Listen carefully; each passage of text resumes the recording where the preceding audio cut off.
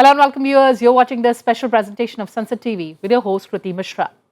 We are standing at the edge of a technological shift that is redefining power, policy and progress. Artificial intelligence is no longer confined to labs or tech giants.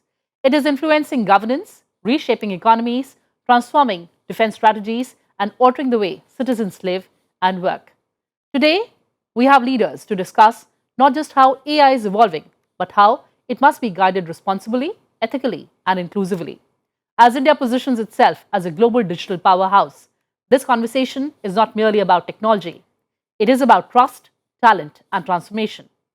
Joining us on the show, Mr. T.P. Chopra, co-chair, CII AI Forum, and CEO, Industry.AI.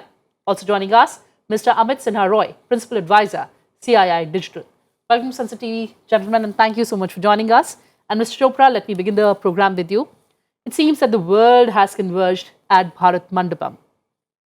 We have state heads, we have industry leaders, think tanks, students, policy makers, academia. Everybody is talking about India AI Impact Summit. How has it positioned India as global powerhouse? First of all, Kriti, great to be on your show, and thank you very much for inviting me. I think this is an incredible opportunity for India to showcase our position in the world AI sphere.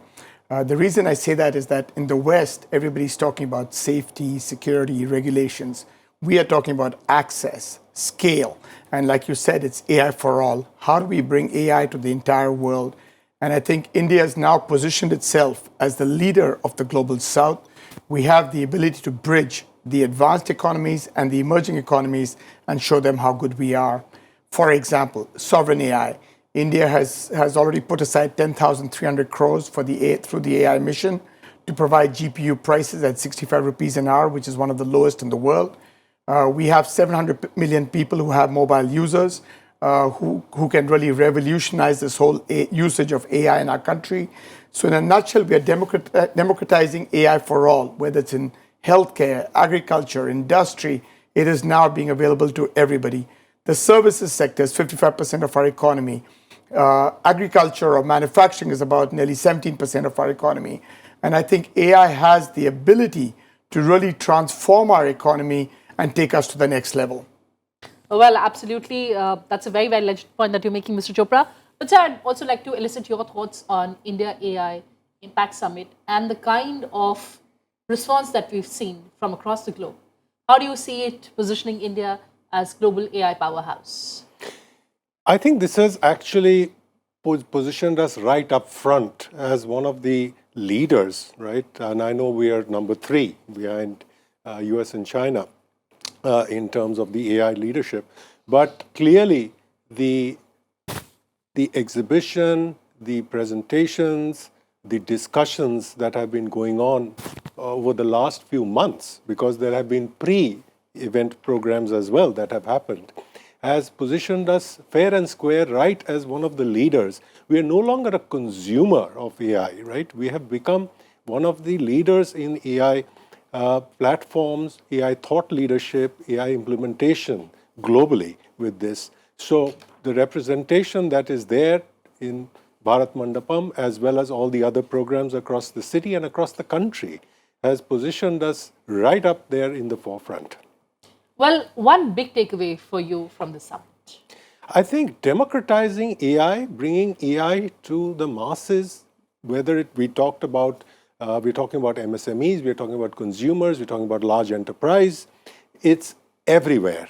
And now with the student population coming in, getting trained and enabled on the AI platforms, that is actually setting us up for success in the future. So democratizing AI, AI for all, that's the biggest takeaway that I'm seeing in this forum. Mr. Chopra, do you second him on that one, that AI for all has been our biggest achievement?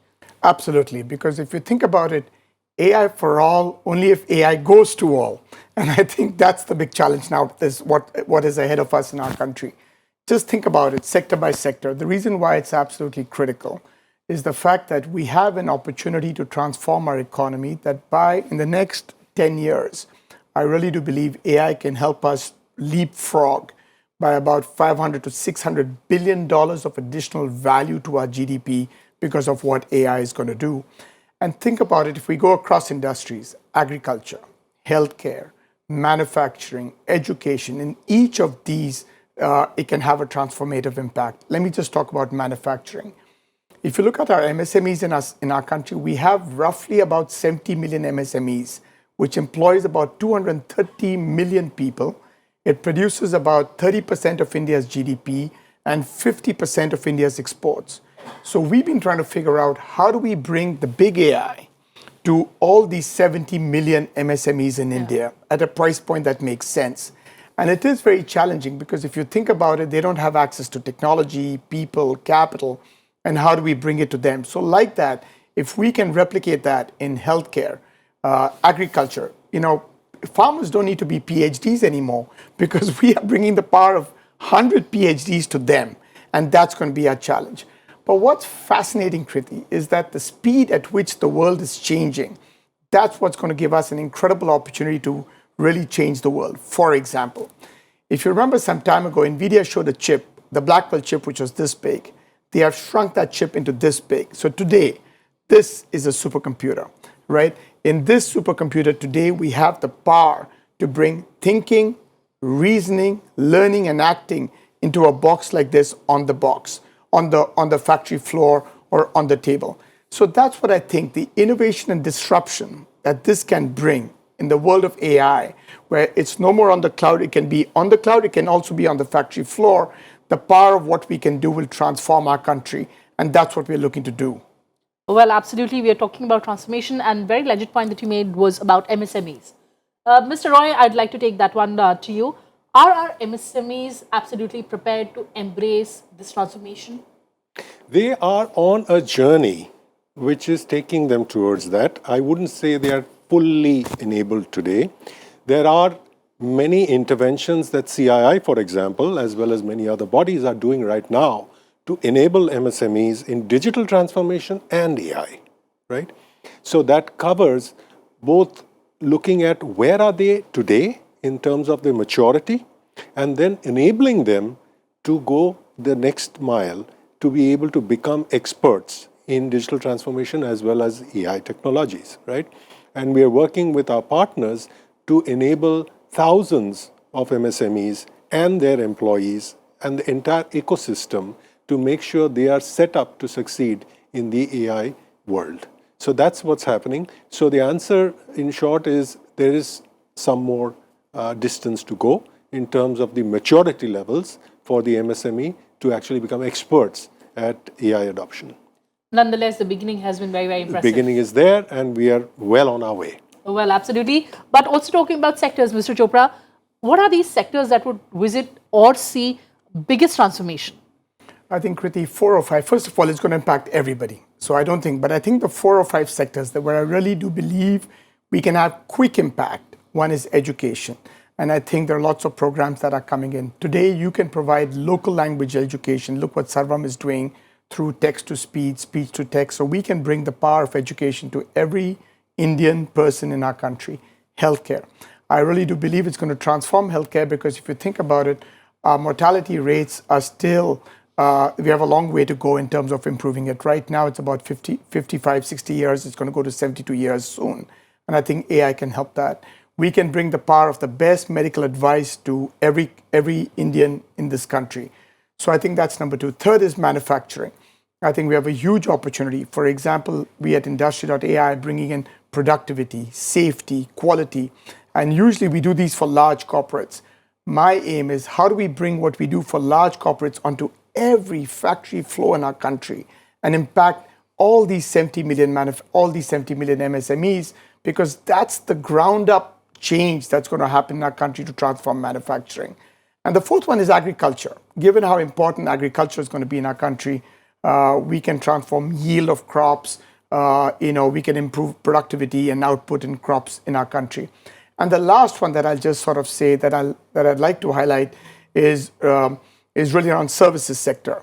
Now, the services sector is a little controversial because I do believe AI can have huge positive impact and negative impact because it could take away jobs, etc. But I do believe that at the end of the day, if AI is deployed correctly, It doesn't need to replace jobs, it can enhance jobs and make people even more powerful than we could do before. So today you're bringing the thinking and the reasoning capability to every factory floor guy or every services sector guy to be able to do it even better. So AI may not replace but enhance jobs. What's your take on that? AI will do both, right? There is the whole concept of the repetitive tasks that can be taken away with AI, right? So we don't need to do those repetitive tasks. We actually have to manage AI. So there are going to be new jobs that are going to be created where people will have to use AI as a tool and then be able to deliver much more effectively, efficiently with the AI platform. So that actually will improve productivity, right? So a person using AI, the human in the loop concept, right, will be far more productive than a person who's not using AI, right? So from that perspective, yes, AI will make everyone in most functions more productive and efficient, and therefore there will be less number of people who would be required compared to the past, but the output will be much faster and in many cases will be more accurate and better for the end purpose. We just have to prepare for it. We have to prepare for it. We have to ensure that everyone is enabled and conversant with these platforms and tools. It's not that AI can do everything. We have to know what to ask, how to ask, what to expect out. So it cannot do everything by itself. So the human in the loop is very, very important. And that's the guiding principle that is going to make us succeed in this. So human intelligence will guide artificial intelligence. That's Absolutely. what you're saying. Absolutely. Well, absolutely. But talking about the macro picture, Mr. Chopra, what role can India play in actually shaping the global AI governance framework? Correct. Kriti, think about this. We have 16%. We're the third largest country in AI experts and AI engineers. We have 16% of the world's AI engineers in India. And therefore, we have an incredible opportunity to become a real AI powerhouse for the global economy. Now, when you talk about AI, there are many, many elements of it. It's the infrastructure layer, the application layer, the R&D layer. I think in India, we should focus on diffusion. How do we take a lot of the models that exist and actually diffuse it all over the world, number one. Two, I think we could build the right infrastructure to support the world in the world of AI. The world of AI is going to be driven by one thing, energy. And the world is going to need 4 times more energy than there is today to actually support the growth of data centers all over the world. But I think India can play a critical role. The cost of energy today in India is one of the most competitive anywhere in the world. And that gives us a huge advantage. And we should take advantage of that to provide data center capabilities and infrastructure for the world. Well, that's right. The capabilities. So how do we develop them further? We have to start right from primary education. Let's not forget that seeding the young minds with what AI is, the potential that AI has, will actually help us drive the technology in the future. So starting with, and I did see that there is going to be primary education syllabus coming in with AI models. So once we have that, so education is going to be very important. At the same time, driving innovation is equally important. I did see some innovative models from startups around this time frame, where now the whole concept of requiring large compute data centers is one way of doing things, but they're talking about how you can have small models that can actually operate on your smartphone. Within that power frame, it doesn't even require a network connectivity. So it can operate by itself, standalone, and will do the tasks that it's meant to do. So depending on the model that you've implemented. So that is actually bringing in specialized platforms and tools for consumers to use, which will give them similar output as you would be getting from a backend. So these are the kind of innovations that we are seeing right here, right now. And we need to fuel these innovations to make sure that we are the ones who are taking the leadership in the AI world. fueling the innovation. That's what you're talking about, sir. But Mr. Chopra, while we're fueling this innovation, we're also talking about responsible, inclusive, and ethical use of AI. How important is that? Very, very critical. Kriti, AI is a tool that can be used very positively, but there could be certain concerns. And I think it's important that we create the guardrails and the frameworks to ensure the technology is used the right way. For example, the exposure to children, or the exposure if it's used in a negative way for fraud. So those are lots of concerns in cybersecurity and safety. And therefore, the challenge in front of all the governments in the world is, what are those guardrails and governance systems that need to be put in place to ensure that the technology is adopted and used in the right way? And I think it's going to be a challenge for all of us in this world because we're going into the unknown. Yes. We're going into an era where we don't know where this technology is going to lead us to. So it's a fascinating world. It's an exciting world. The speed at which it's changing, I can't even fathom how fast the technology is changing. But it's an incredible opportunity for us in India because we can transform not only our country, but the world, given the size and scale that we have in this country.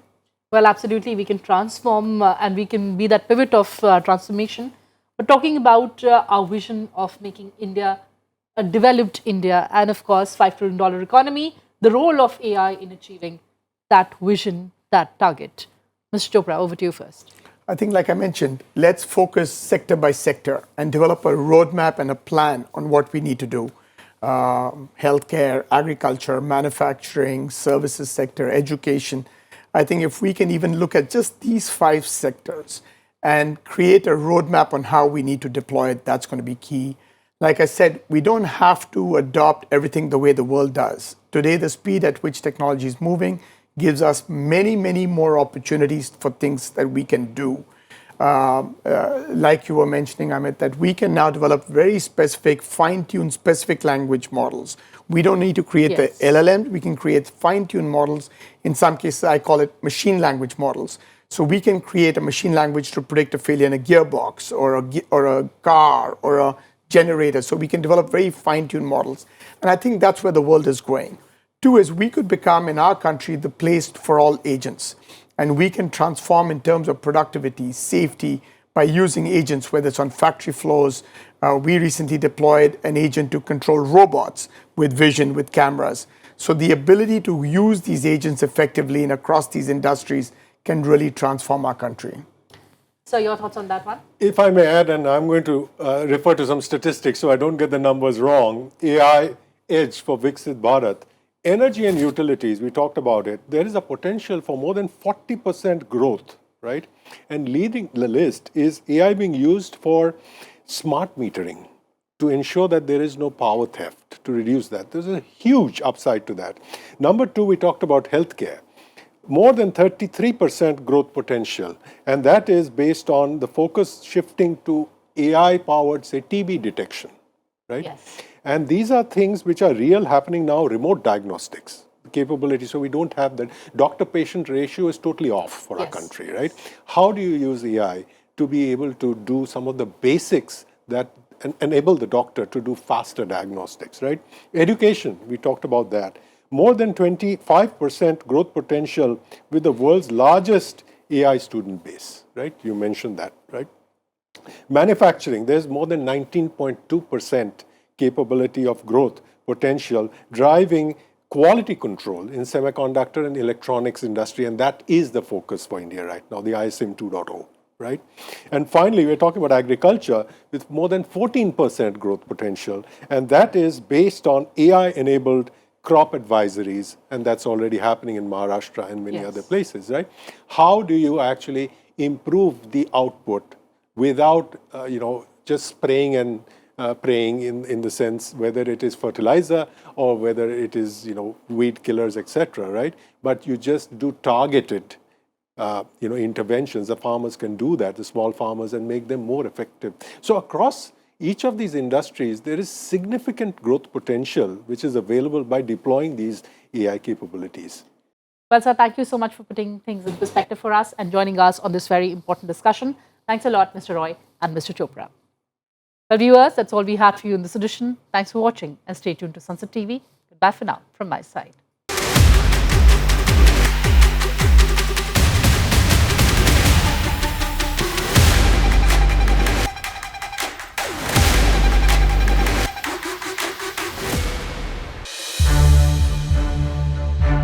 To watch more programs of Sansad TV, subscribe to our YouTube channel and don't forget to like and share them.